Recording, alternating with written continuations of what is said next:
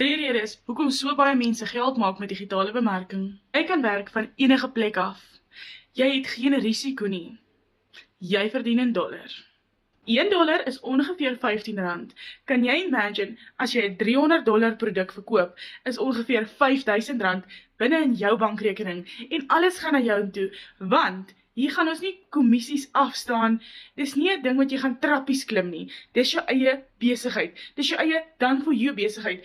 Wat beteken die slim mense het alles klaar in mekaar gesit, die harde werk is klaar gedoen, dit is vir ons daar om te kom plak en pimplei, die stappe te volg, te leer en ons finansiële omstandighede te verbeter. Hierdie is nie 'n vinnige rykbord skema nie. Hierdie besigheid is nie jy klim vandag in en môre staan jy met R500,000 in jou bank nie. Nee, hierso doen ons consistency is key to success. So jy moet aanhou, jy moet opdaag, jy moet jou training volg, jy moet ongeveer 2 ure 'n dag werk en jy gaan die vrugte pluk. Voor jy jou oë uitvee, het jy daai R500,000 gemaak, maar jy gaan ook jou kant moet bring. Skryf vir my hieronder, wys my, as ek vir jou kan wys hoe om 'n veilige inkomste te doen aanlyn. My nommer is hier in my naam, bel my, WhatsApp my en ons chat.